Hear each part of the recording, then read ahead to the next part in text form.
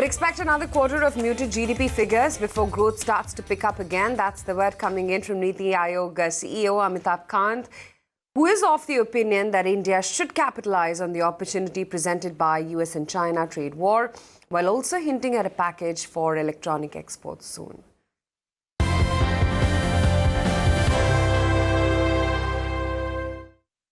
There are certain cyclical issues, of course, but I've always been a great believer that every such issue is a great opportunity for the country.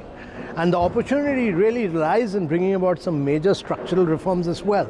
We need to bring out huge agricultural reforms, for instance, and the Prime Minister has constituted a committee of chief ministers to look into it. He's constituted another committee to bring in major reforms in mineral and coal sector. We've already brought in huge reforms in oil and gas sector.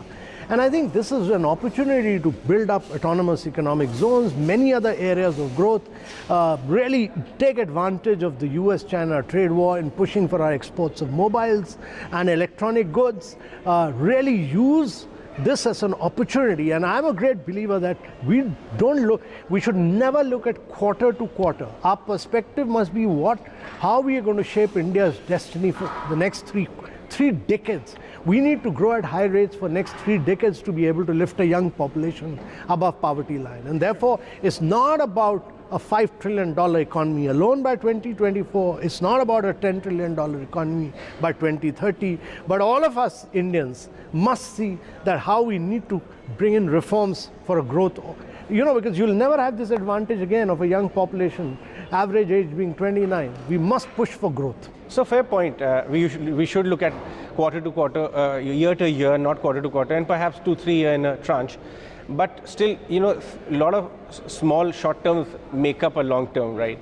For that, the government has been very, very aggressive. I mean, look at RBI. It has dropped its repo rate by almost 110 basic points. And look at the government. It has brought in 3 economic boosters across sectors. And we'll keep pushing for more. So there's no question about it that in the last couple of weeks, both the RBI and the government have come together and in a way like a joint effort in order to plug or arrest the slowdown. So what's your own assessment? By when do we start seeing the effects, the positive effects of the measures which have been taken by both RBI in cutting rates and in ensuring transmission, and the announcements which our finance minister has made in the last couple of weeks? I would say that you will have probably this quarter a little bit impacted like the last quarter, but after that I would see a steady rise up. So you see the economy bottoming out in the next 3 to 4 months? I see that maximum would be the next quarter, but beyond that we'll continue to grow. With the festive season coming, demand should also rise substantially. So how prepared are we right now to handle the global turmoil, both what's happening on the trade front and now a new sudden, the Saudi effect which is happening and crude prices are elevated? How prepared are we right now? So Saudi, it was quite unexpected. So the impact of that is still being assessed. But I think as far as the global trade war is concerned, there's a huge opportunity, especially in terms of electronic and mobile exports. And a lot of work on that has already been done. A huge amount of work has been done. And probably in the next month or so, we'll unveil a complete package to push for growth. So because a lot of experts, both global and domestic and industrial, we speak to on our channel, do say that India is in a sweet spot. We can capture once in a lifetime opportunity of what's happening between US and China. Do you see merit in that, and the government is working to take advantage of that opportunity? No, this is a huge opportunity. I see this because we've largely, even if you look at the mobile phone manufacturers, many of them coming in manufacturing for domestic market. But exporting is a $100 billion opportunity. And we've opened up now for Apple. So they're manufacturing now for exports. Similarly, Samsung. And therefore, there's a massive opportunity. Now, what will happen in smaller countries like Vietnam?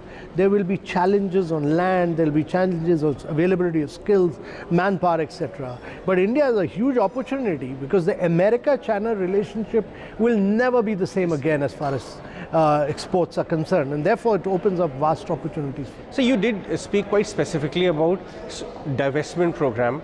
The past divestment program has fallen short of targets.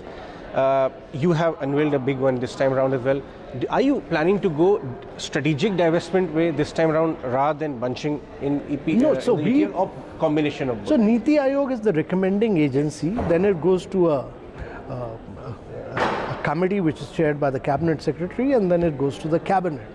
And we've made some recommendations. I think the CGD will examine that.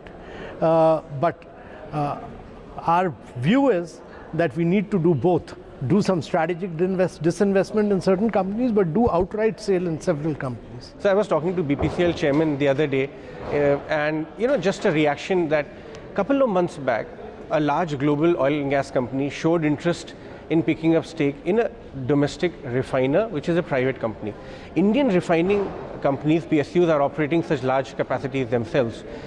Is there a case, but they do not get the same valuations.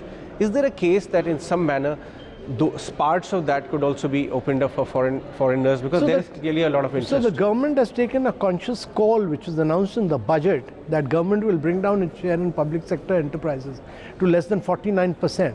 So this opens up the opportunity, really.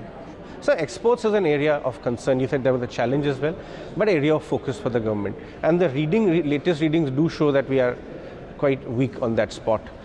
Some specific measures which are on the mind or the drawing board? So first and foremost, I would say that we need to get the size and scale of manufacturing right, because till you do not produce to excellence, till you don't do scale and size, it will be very difficult to export, number one. Number two, in certain areas like textiles, etc., I think there's an issue that the world has moved towards man-made. It's moved from cotton to man-made, and we are still not there. We need to get into newer areas of growth. And thirdly, I think in some areas where there's a little bit of a competitive disadvantage, we need to fill up the plug, like electronics, etc., in the initial period, so that we get these large manufacturers into manufacture here, and they bring in the size and scale of manufacturing.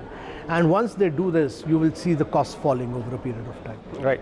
Of course, the domestic markets, the stock markets may be languishing, but there's a very big bull market, raging bull market happening in the unlisted and the private space.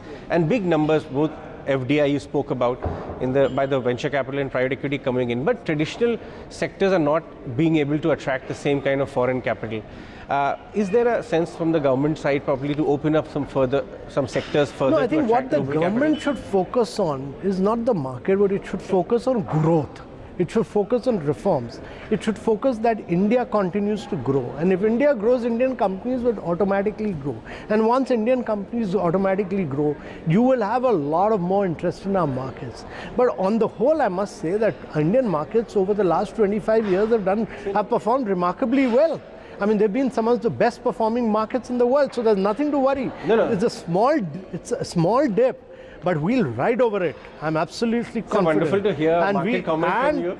I can assure you that the same guys will be making a huge amount of wealth from India. So how is your assessment on GST collections? You interact with industry bodies across the country with various sectors.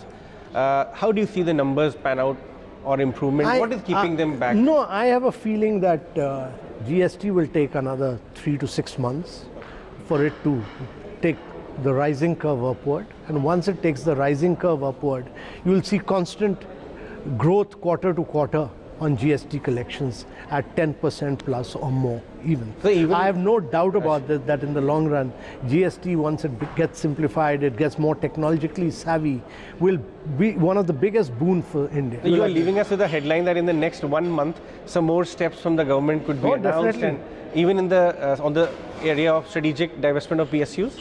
I think in all areas, the government is pushing for change. The government is pushing for reforms. The government is aggressively pushing for India's growth. And it will not be a month, it will be week by week by week, we'll push for change. So last question. And we'll